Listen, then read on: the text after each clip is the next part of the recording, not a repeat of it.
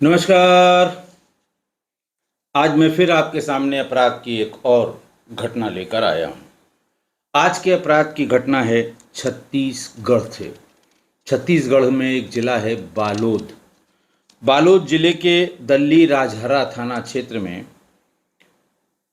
तारीख थी 22 मार्च 2025। समय था शाम को करीब 4:15 बजे। मानपुर रोड के बजरंग बली मंदिर के पास एक स्कूटी पर सवार दो महिलाएं जमीन पर गिरी पड़ी थी। स्कूटी भी पास में पड़ी थी। सुनसान जगह थी, थोड़ा स्ट्रेच सुनसान था उसका। और दोनों ही जो महिलाएं गिरी थी उन्हें शरीर से खून निकल रहा था।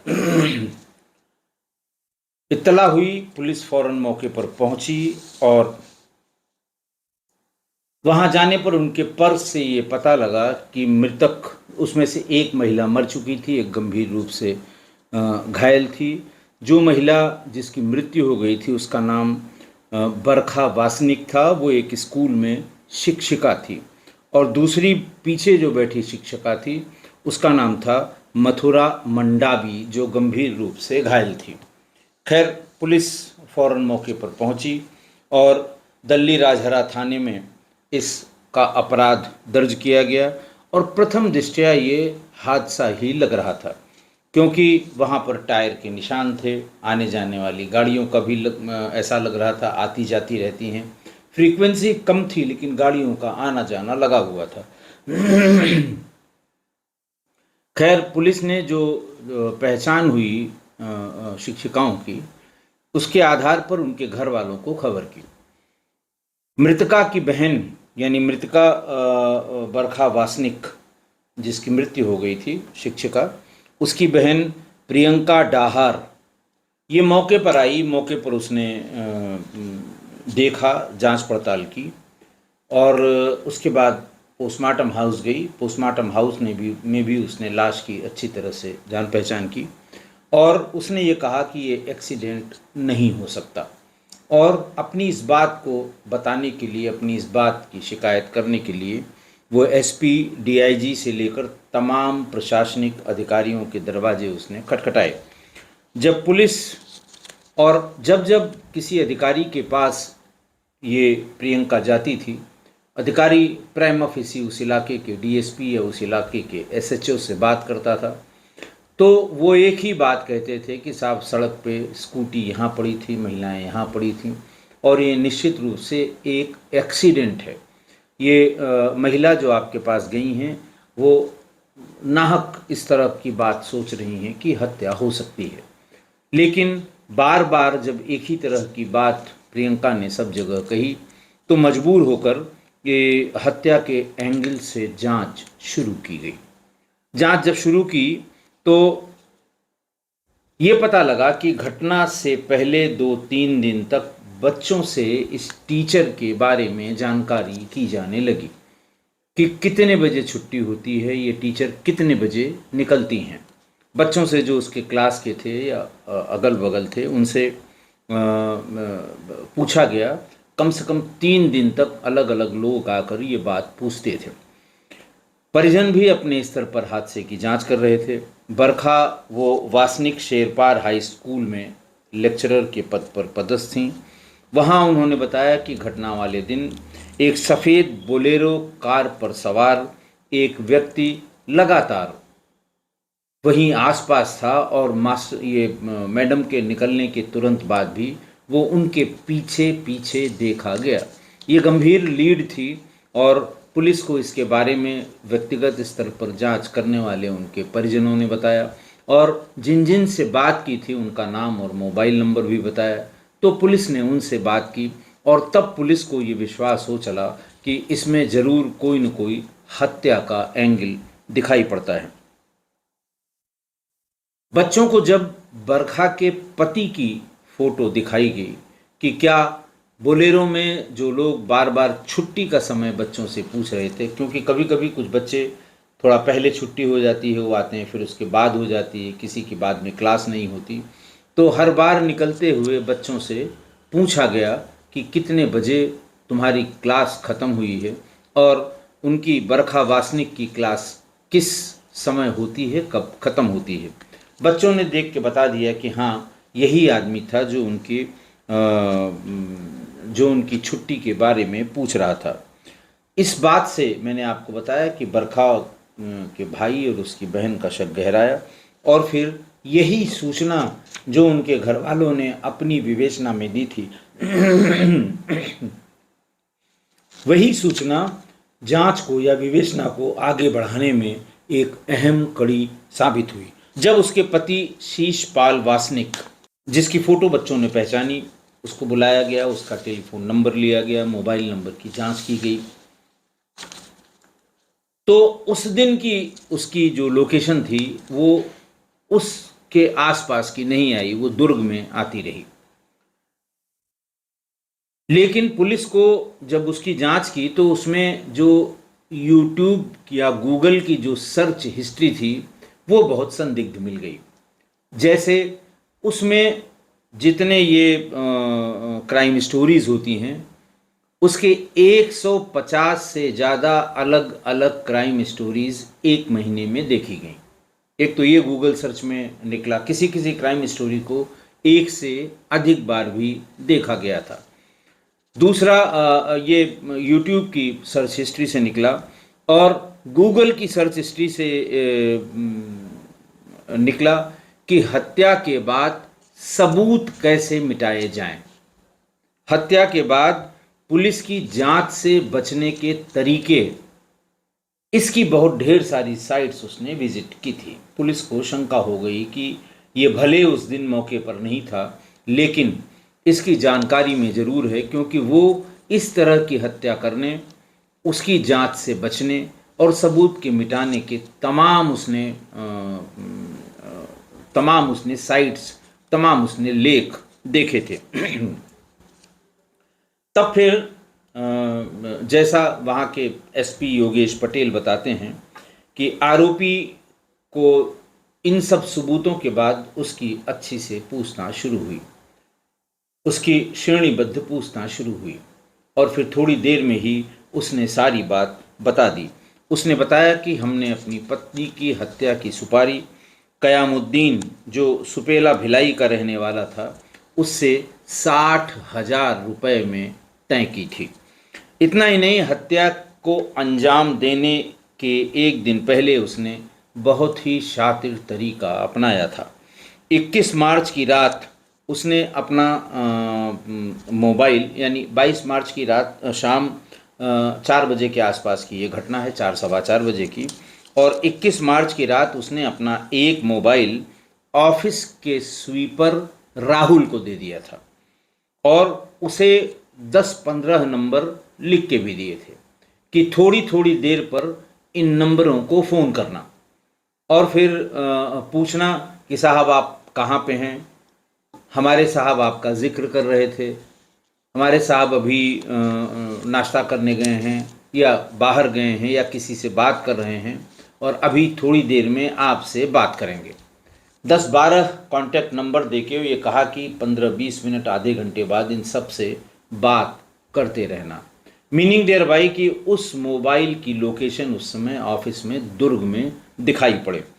तो और स्वीपर जो राहुल रात्रे था उसने कहा कि 22 मार्च को तय समय पर, यानी उसको समय बताया गया था रेकी करने के बाद कि 12 से और 1 बजे से 4 बजे के बीच ये मोबाइल, ये फ़ोन करना, ताकि वहाँ से आने जाने के समय को भी डिनाई किया जा सके। अगर 15 मिनट के अंतराल पे उसी जगह से 2 कॉल की गई हैं तो इसका मतलब कि वो इतने समय में घटना स्थल पर बालोद में नहीं पहुंच सकते हैं।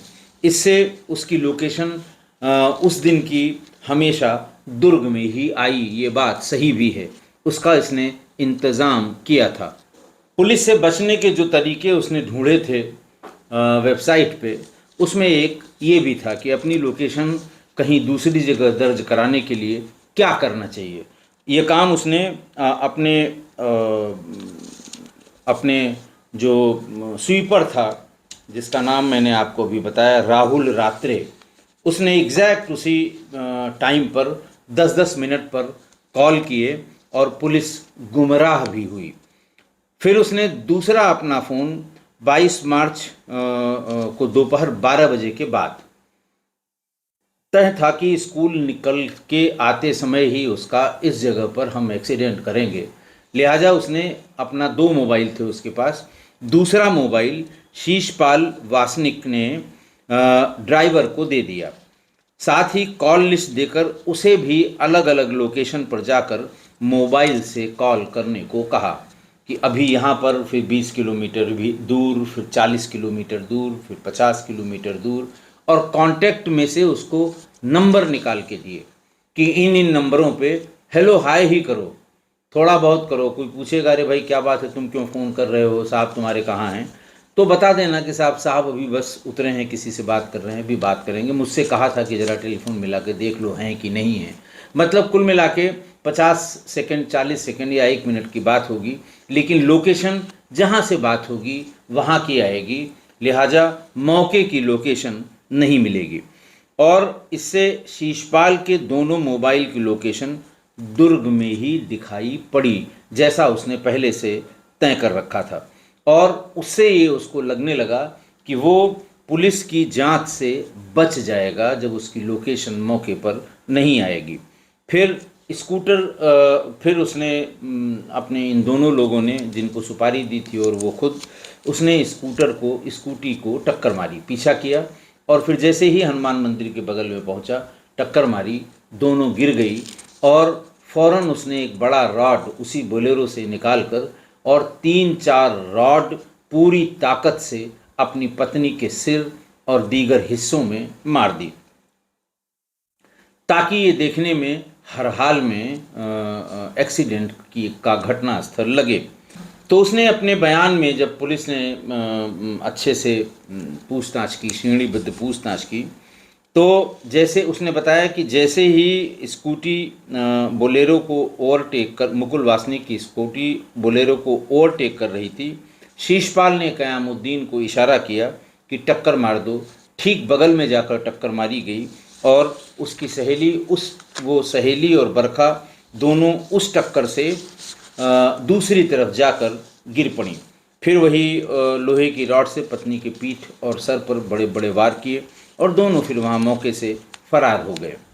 कारण पूछा गया तो मृतका बरखा वासनिक की बहन प्रियंका डाहर ने ये बताया कि इनका विवाह 28 अप्रैल 2016 को हुआ था, या करीब समझ लें 9 साल पुरानी शादी थी, और शादी के अगले ही दिन से 4 लाख रुपए दहेज न मिलने के कारण विवाद शुरू हुआ।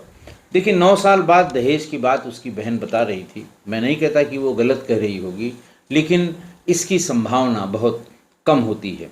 उसने ये भी बताया कि पहले चरण में 70,000 रुपये दिए भी गए थे। कुछ समय तक दोनों दल्ली राजहरा में साथ रहे, लेकिन वहाँ बरखा के साथ मारपीट होती रही। इस मारपीट की शिकायत की एक कॉपी बरखा की बहन ने उपलब्ध भी कराई, कि पुलिस को उपलब्ध कराई कि ये मारपीट की शिकायत हमने स्थानीय पुलिस को की थी। लेकिन उसकी बहन इस बात को लेकर बहुत अफसोस कर रही थी कि मेरे बहनोई ने ये नहीं देखा कि उसकी 2 बच्चियां हैं, और पत्नी को मारने के बाद, यानी उसकी अपनी बहन के लिए कह रही थी कि पत्नी को मारने के बाद वो दोनों बच्चे बेसहारा हो गए, क्योंकि बहनोई हमारे कभी हमारी बहन के साथ रहते नहीं थे, विवाद करते थे, तो पिता का प्यार तो उन्हें कभी नहीं मिला। माँ के साथ वो रहती थी, माँ को मार दिया और दोनों बच्चे बेसहारा हो गए।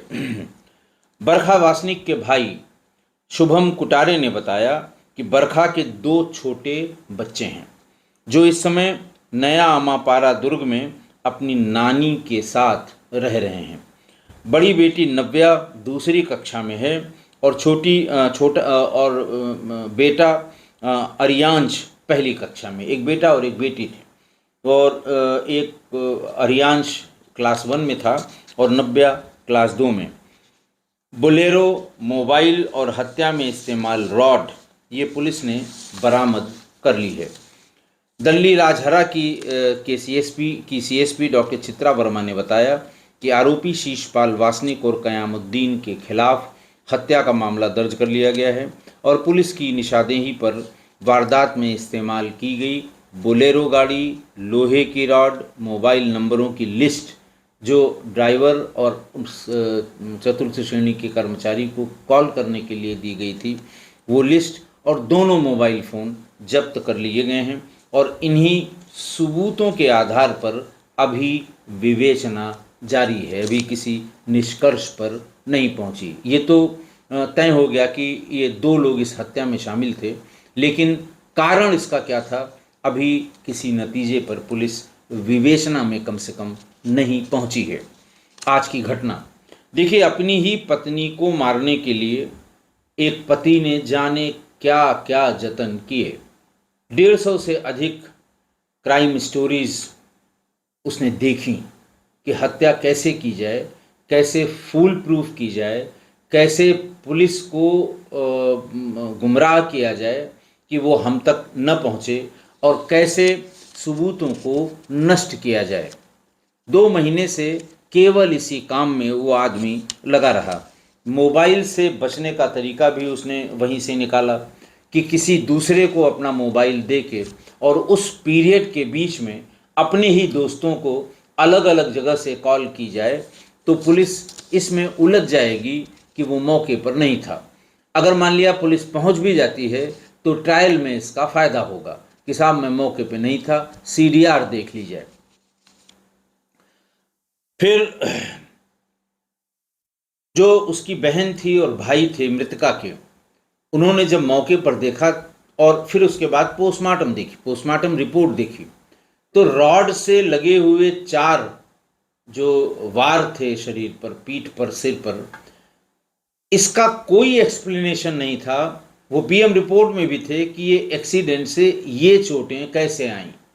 एक्सीडेंट से जो छिलने की चोटें, स्किन के उखड़ने की चोटें, रगड़ने की चोटें, सिर पर एक तरफ जिस तरफ गिरता है उस तरफ ब्रेन को चोट आने की चोटें, ये सब तो आती हैं, लेकिन लंबी लंबी 8 इंच 9 इंच लंबी गहरी एक ही तरह की एक शेप और साइज़ की 4 चोटें पोस्टमार्टम रिपोर्ट में शरीर पर, ये एक्सीडेंट के चोटों से मेल नहीं खाती हैं। तो इसलिए वो मानने को तैयार नहीं थे और इसीलिए उन्होंने पीएम रिपोर्ट को और फोटोग्राफ को, इन सब को लेके अलग अलग अधिकारियों के यहाँ ये बताने की कोशिश की कि साहब चोटों से स्पष्ट है कि ये एक्सीडेंट नहीं थे। पत्नी से इतनी दुश्मनी, किसी आदमी की अपनी ब्याहता पत्नी से इतनी दुश्मनी कि बच्चों से भी मोह खत्म हो गया।